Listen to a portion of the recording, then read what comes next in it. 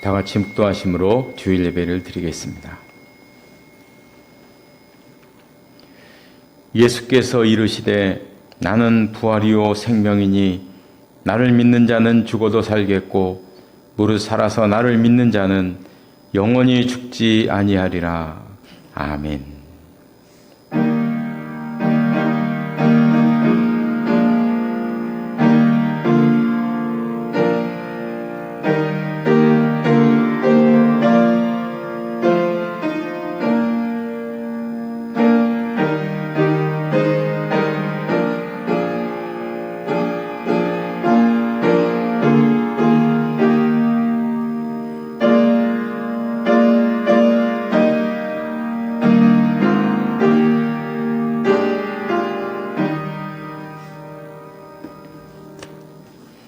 모두 일어나셔서 찬송가 161장 부르시겠습니다.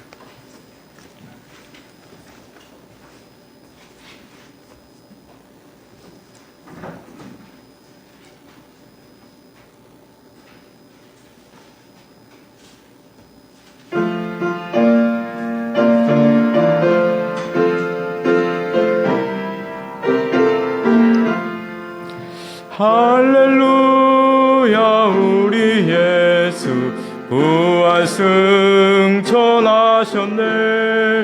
세상 사람 찬양하니 전사와 답하도다. 구주 예수 부활하사 사망 권세 이겼네. 구주 예수 부활하사 사망 권세 이겼네. 할렐루야 우리 예수 왕의 왕이 되시고 우리들의 중보 되심 성령 증거하시네.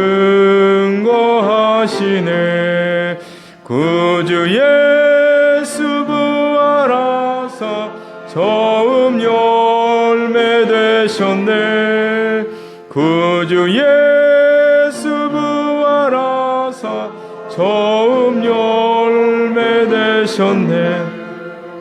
할렐루야 우리 예수 흠과 티가 없도다.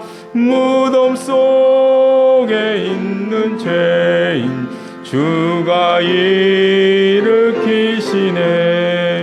구주 예수 부활하사 영광 주로 오시네. 구주 예수 부활하사 영광 주로 오시네. 아멘. 교동문은 133번입니다.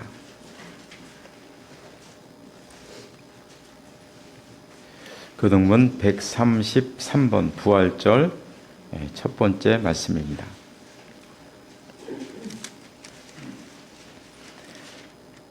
하나님께서 그를 사망의 고통에서 풀어 살리셨으니 우리 주 예수 그리스도로 말미암아 우리에게 승리를 주시는 하나님께 감사하노니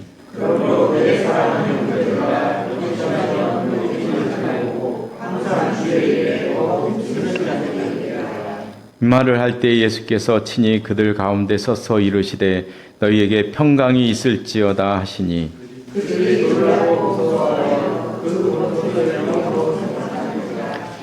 예수께서 이르시되 어찌하여 두려워하며 어찌하여 마음에 의심이 일어나느냐.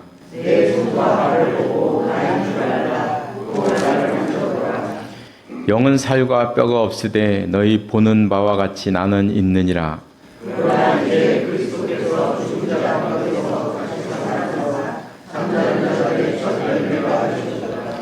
예수께서 이르시되 나는 부활이요 생명이니 나를 믿는 자는 죽어도 살겠고 무릇 살아서 나를 믿는 자는 영원히 죽지 아니하리니 이것을 내가 믿느냐.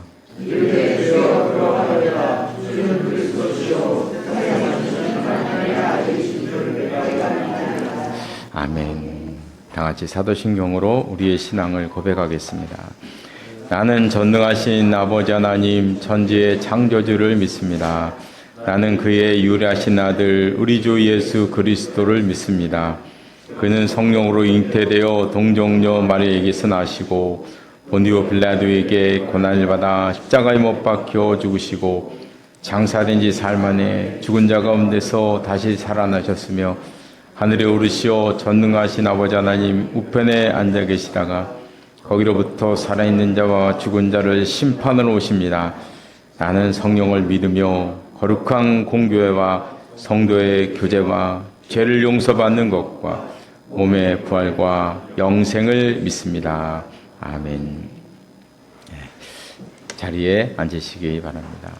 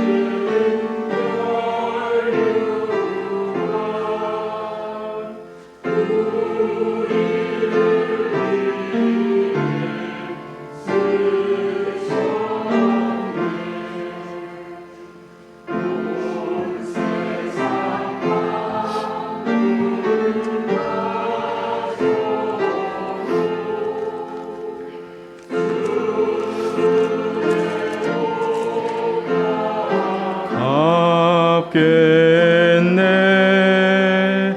놀라운 사랑 받은 나 몸으로 재물 삼겠네. 아멘.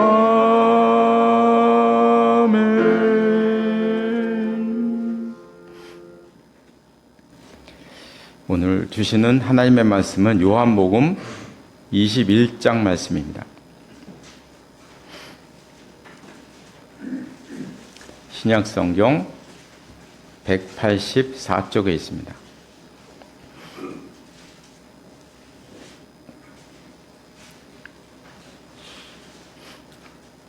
요한복음 21장 1절로 14절 말씀 1절로 14절 말씀까지 한 절씩 교독하시겠습니다. 제가 먼저 21장 1절 말씀을 읽겠습니다.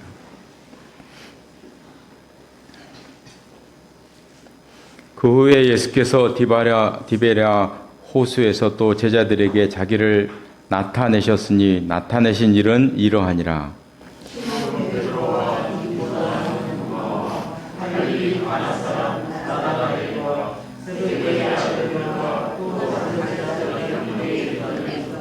시몬 베드로가 나는 물고기 잡으러 가노라 하니 그들이 우리도 함께 가겠다 하고 나가서 배에 올랐으나 그날 밤에 아무것도 잡지 못하였더니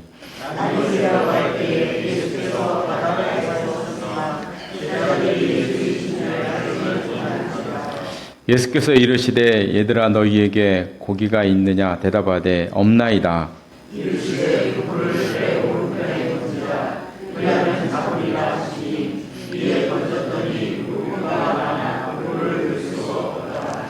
예수께서 사랑하시는 그 제자가 베드로에게 이르되 주님이시라 하니 시몬 베드로가 벗고 있다가 주님이라 하는 말을 듣고 겉옷을 두른 후에 바다로 뛰어 내리더라.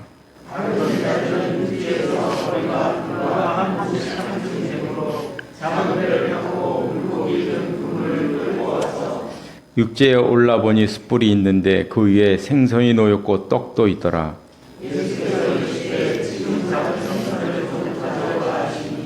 시몬 베드로가 올라가서 그물을 육지에 끌어올리니 가득히 찬 큰 물고기가 153마리라 이같이 많으나 그물이 찢어지지 아니하였더라.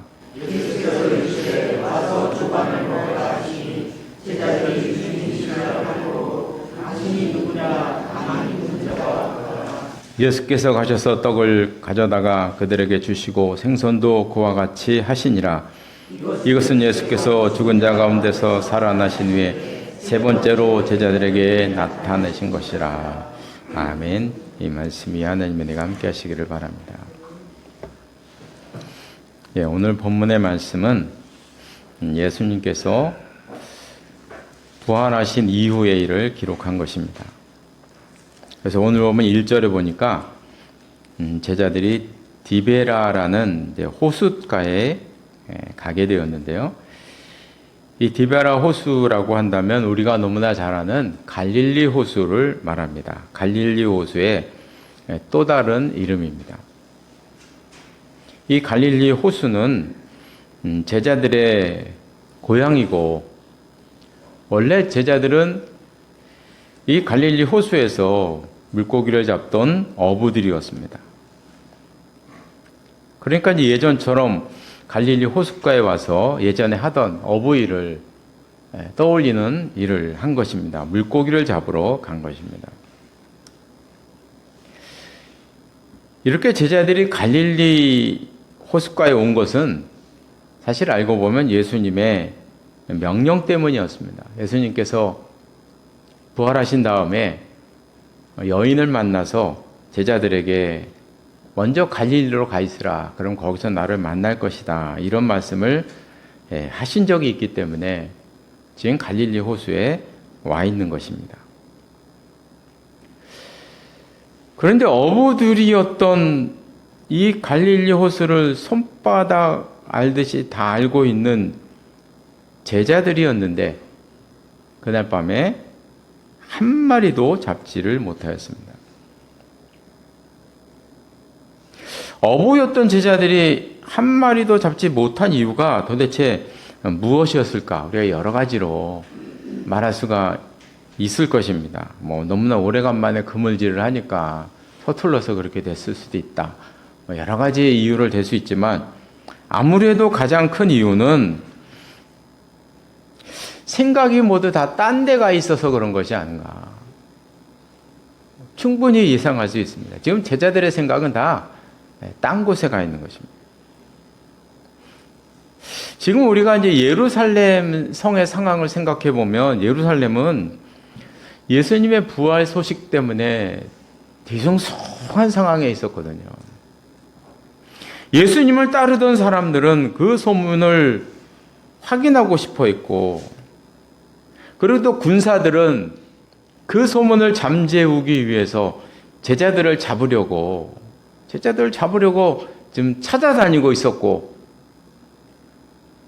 이런 상황이었던 것입니다. 이미 제자들은 부활하신 예수님을 2번이나 만났습니다. 그럼 이제 이런 상황이라면 우리가 한번 쉽게 생각을 해보면, 지금 예루살렘 성 안에는 예수님을 따르던 많은 무리가 있었는데 그 많은 무리가 지금 예수님의 부활 소식 때문에 뒤숭숭하고, 군사들은 제자들을 잡으러 지금 총이 없죠. 칼을 들고 이렇게 창을 들고 쫓아다니고 있죠.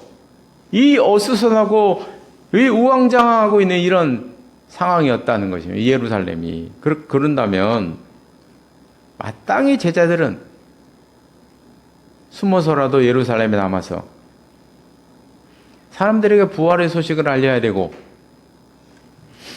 그 사람들을 이끌어야 하는데,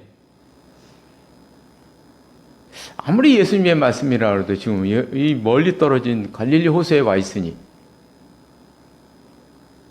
마음은 예루살렘에 가 있는데 몸은 갈릴리에 와 있는 이런 상황에 있는 것입니다. 지금 제자들 생각은 아무리 생각해도 지금 자기들이 이 호수에 와서 물고기 잡을 때가 아닌 거죠. 누구나 다 하는 그런 일 아니겠습니까? 모두 정신이 딴 데가 있는 것입니다. 그러니 물고기가 잡힐 리가 있겠습니까? 물고기가 잡힐 리가 없는 것입니다. 저는 오늘 본문의 제자들의 모습에서 저뿐만 아니라 많은 사람들이 삶의 방향을 잃고 목적을 잃은 사람들의 모습을 발견하게 됩니다. 삶의 방향이 없으니 물결 따라 흔들리는 거지 않습니까? 그렇죠? 베드로가 물고기 잡으러 가자. 그러니까 물고기 잡으러 가고 그러는 것입니다. 저는 오늘 본문 말씀에서 한 사람의 영향력도 생각을 해봤어요. 베드로가 3절에서 나는 물고기 잡으러 간다. 그러니까 나머지 6명의 제자도 우르르 따라가지 않습니까? 그러죠? 우르르 따라갑니다. 지도자의 위치라 이런 것입니다. 지도자가 방향을 잃으면 어디로 갈지 모르는 것이죠. 배가 산으로 가는지 바다로 가는지 모르는 것입니다. 또 오늘 본문에서는 방향이 없는 사람들의 또 다른 특징을 발견할 수 있는데 열매가 없다는 것이죠. 삶의 방향이 없으면 열매가 열릴 리가 없는 거죠. 제자들을 보아도 그저 헛구물질만 하고 있는 거 아니겠습니까? 이것은 우리가 세상 살아가는 삶도 마찬가지고 아이들이 공부하는 공부도 마찬가지입니다. 아이들이 공부를 왜 힘들어하는가? 우리는 그 이유를 다 알고 있습니다. 왜 하는지를 모르고 하기 때문에 힘든 것입니다. 내가 왜 영어를 공부하는지, 내가 왜 수학을 공부해야 되는지 아이들은 알지 못한 채 무조건 공부하니까 거기에 뭐가 재미가 있으며 거기에 뭔 의미가 있겠어요. 그죠? 그러니까 힘든 거 아니겠습니까? 그런데 방향이 생기면 재밌게 됩니다. 그러므로 인생의 방향을 찾는 것이 대단히 중요한데요. 그럼 도대체 우리가 인생의 방향을 어떻게 찾아가야 되느냐? 많은 사람들은 소유에서 자기 인생의 방향을 찾습니다.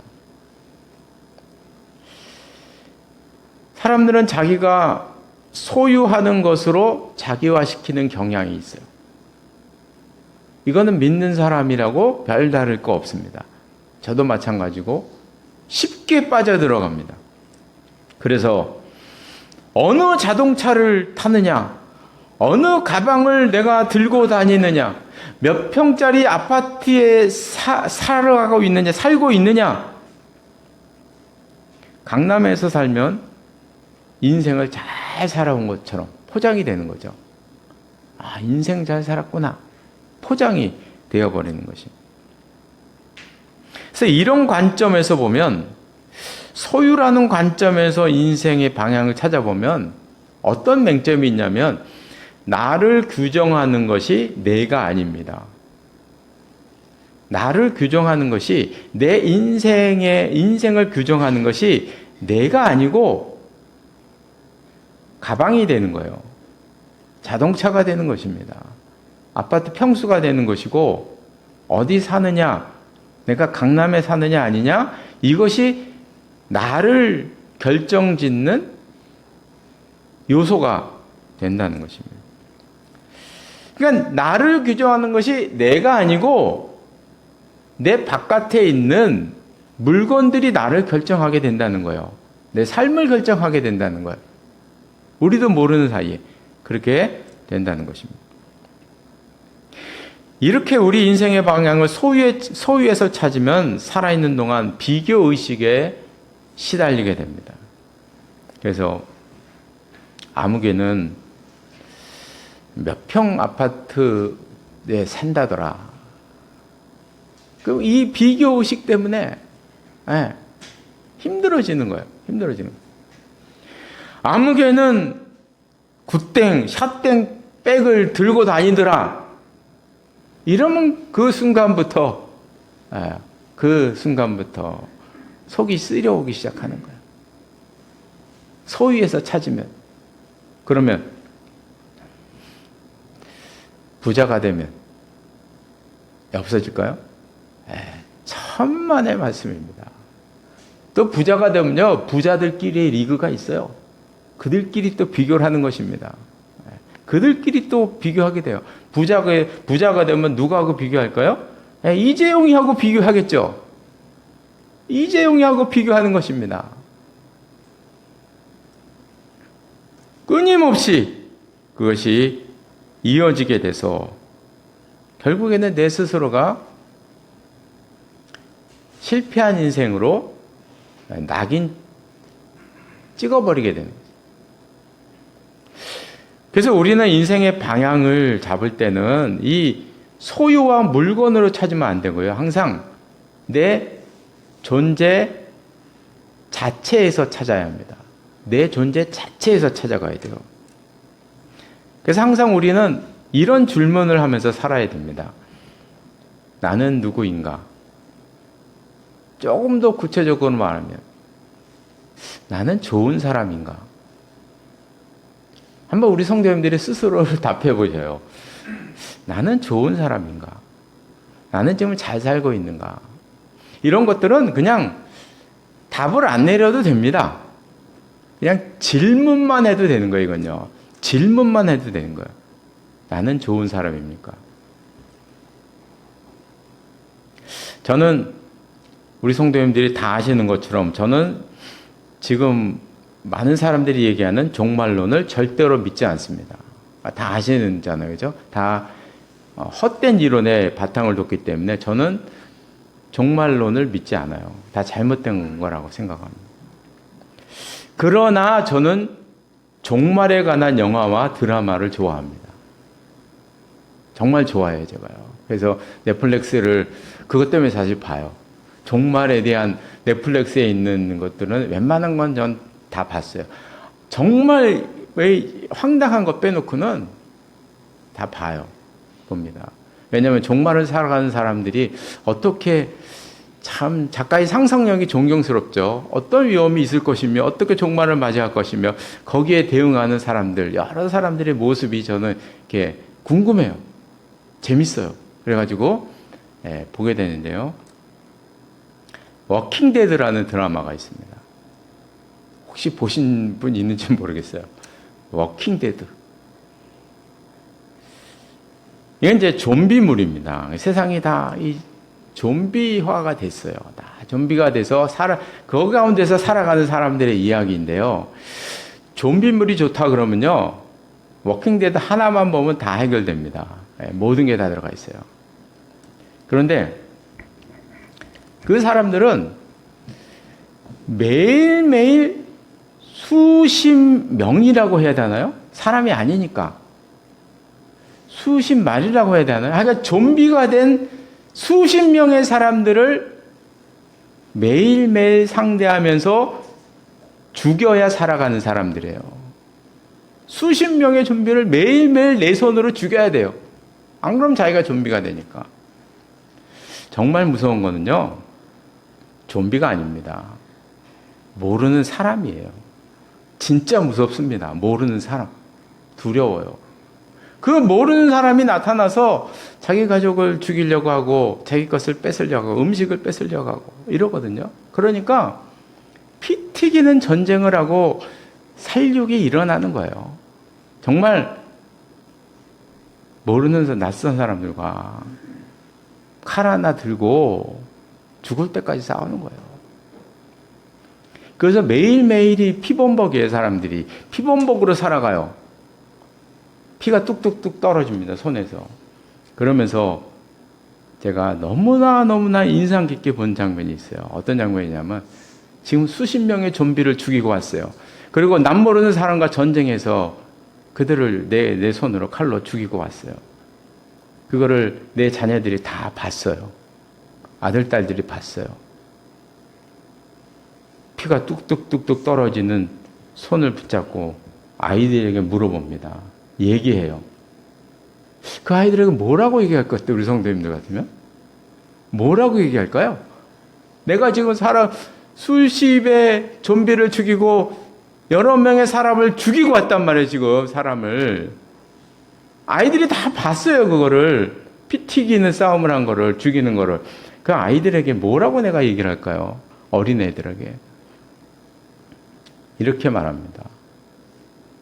아빠는 좋은 사람이니? 피를 뚝뚝뚝뚝 흘리면서 물어봐요. 괴로운 심정을 가지고 물어봐요. 아빠는 좋은 사람이니? 저는 요 한마디에 그 드라마에 뿅 갔어요.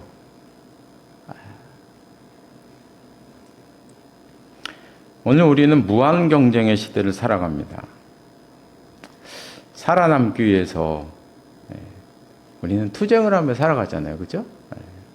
투쟁을 하며 살아가요. 물론 좀비와 싸우는 건 아니지만 우리의 삶은 어떻게 보면 싸움의 연속이고 투쟁의 연속이란 말이죠. 이런 삶 속에서 다른 사람을 어떻게 하면 좀 밟아야 내가 올라갈 수 있는 이런 사회 속에서 어떻게 우리 살아가야 될까요? 우리는 질문을 해야 됩니다. 나는 아직도 좋은 사람입니까? 질문을 해볼 수 있어야 돼요. 우리 자녀들에게 한번 질문을 해보세요. 살 떨리는 마음으로 질문해 보세요. 아빠는 아직도 좋은 사람이니? 한번 진짜 질문해 보세요. 엄마는 아직도 좋은 사람이니? 여기 가보죠. 저는 그 드라마 그 모습을 그 한마디의 그 질문이 그 드라마 처음부터 끝까지 가요.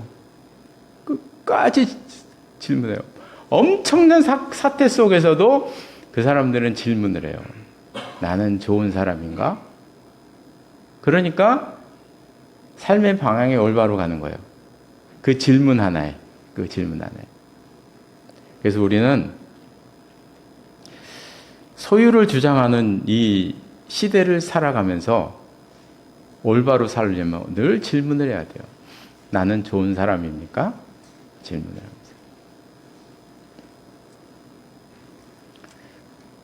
우리가 오늘 본문에서는 또 제자들의 모습에서 이상한 점을 한 가지 발견할 수 있습니다.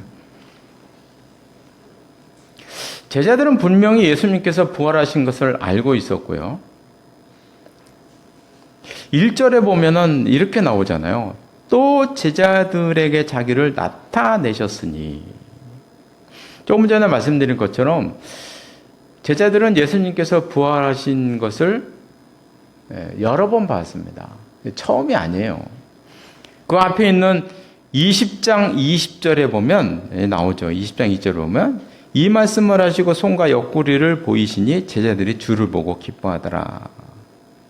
첫 번째 나타나신 모습이 나오죠. 그 다음에 또 26절에 보면 여드레를 지나서 제자들이 다시 집 안에 있을 때에 도마도 함께 있었고 문이 닫혔는데 예수님께서 오사 가운데 서서 이르시되 너희에게 평강이 있을지어다. 요한복음의 기록에 의하면 벌써 제자들은요 예수님을 2번 만났습니다. 도마 같은 사람은 예수님의 그 못자국에 창자국에 손가락까지 넣어본 사람이잖아요. 다 알고 있습니다. 그런데 오늘 본문 4절에 보면 이런 말씀이 나오고 있어요. 제자들이 예수이신 줄 알지 못하는지라. 제자들은 예수님을 알아보지를 못했어요. 이런 현상은 꼭 이렇게 대답할 수 있겠죠. 그냥 뭐 새벽이니까 어렴풋이니까 못 봤겠지. 뭐 이렇게도 할 수 있을 것 같아요. 그런데 이것뿐만 아니고 예수님을 못 알아본 경우가 여러 번 있었어요. 막달라 마리아도 예수님을 처음 봤을 때, 부활하신 예수님을 처음 봤을 때 몰랐어요. 동산직인 줄 알았어요. 보면서도 예수님과 대화하면서도 몰라요. 대화하면서도. 엠마오로 내려가던 두 제자도 예수님이 옆에서 함께 걸어갔어요. 함께 대화를 막 나눴어요. 나중에는 여간에 주막에 들어가서 같이 식사도 했어요. 상을 마주 앉아서 식사도 했어요. 그런데 예수님을 몰라요. 이게 지금 오늘 본문만의 문제가 아닙니다. 다 몰랐다는 거예요. 어떻게 이렇게 모를 수가 있는가? 우리는 그 이유를 이렇게 찾아볼 수 있을 것입니다. 제자들이 지금 너무나 낙심해서 너무 엄청난 일을 겪어서 너무 낙심한 것입니다. 제자들은 자기 모든 인생을 걸고 예수님을 따라갔습니다. 너무나 의지했습니다. 그런데 한순간에 돌아가시니까 너무나 낙심이 되었는데 설상가상으로 군사들이 제자들을 잡으려고 쫓아다닌다고 하니까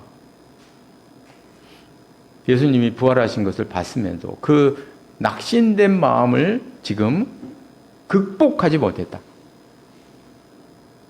이 제자들의 이 심리는 오순절날 성령을 받기 전까지 극복하지 못했어요.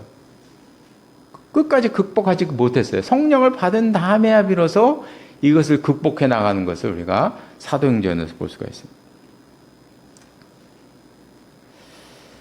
여기서 우리가 알 수 있는 것은 낙심이라는 것은 우리들의 눈을 가리우는 힘이 있다는 것입니다. 이것은 믿음이 있고 없고가 문제가 아닌 것이에요. 제자들도 그 낙심에서 스스로의 힘으로 벗어나지 못하는 거예요. 이게 우리 인간이 연약하기 때문에 그런 것입니다. 그래서 우리는 낙심되는 순간에 눈이 가리워져서 안 보이는 것입니다. 이제 말씀을 정리하도록 하겠습니다. 오늘은 부활절입니다. 우리가 항상 기억해야 될 것은 우리 예수님께서는 우리 곁에 계시다는 사실입니다. 만약에 우리가 그것을 느끼지 못하고 살고 있다면 사실 그 이유는 우리에게 있는 것이죠.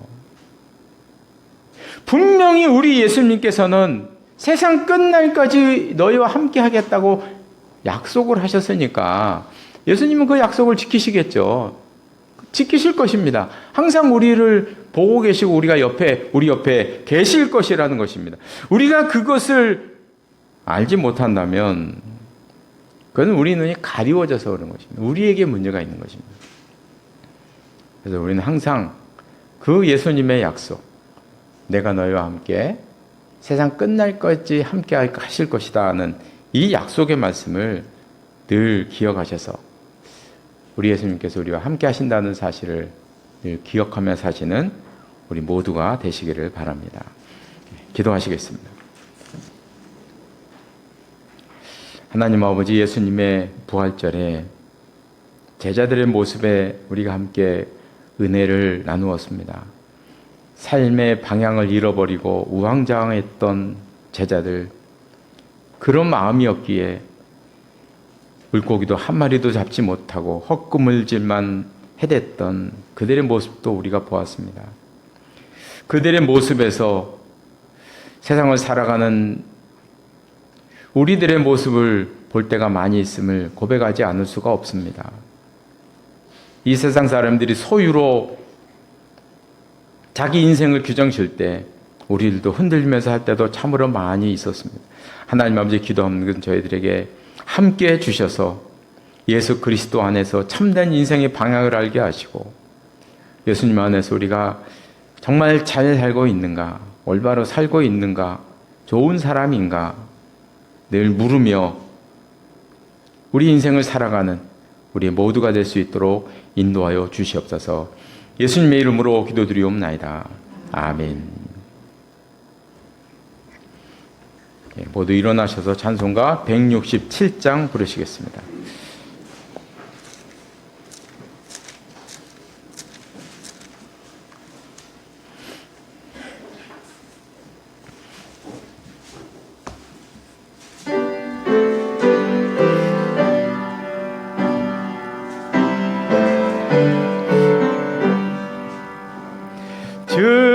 즐겁도다 이날 세세에 할 말 사망 권세 깨고 하늘이 열려 죽은 자가 다시 살아나와서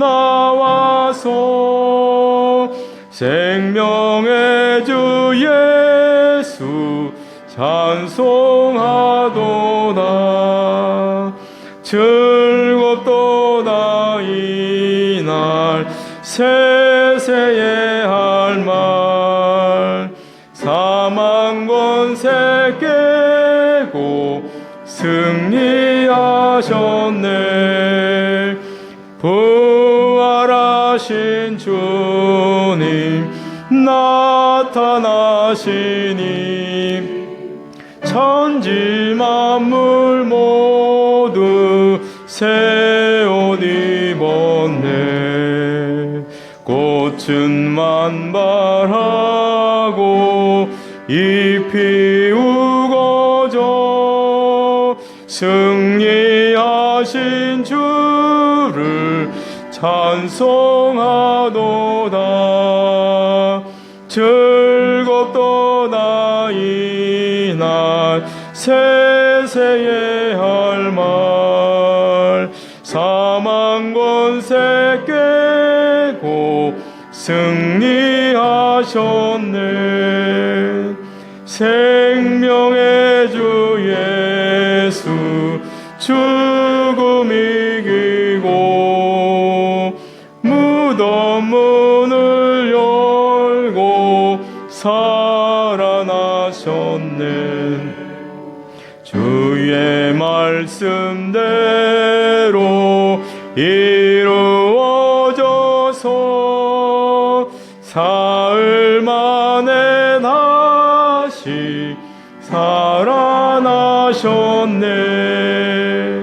즐겁도다 이날 세세의 할 말 사망 권세 깨고 승리하셨네.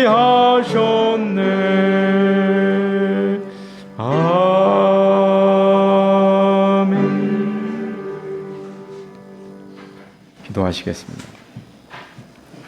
지금은 우리 주 예수 그리스도의 은혜와 하나님 아버지의 극진하신 사랑하심과 성령의 교제하심과 교통하심이 이 자리에 나서 예배드린 귀한 하나님의 사람들과 가정과 기업 위에 항상 함께 하시기를 간절히 축원하옵나이다. 아멘.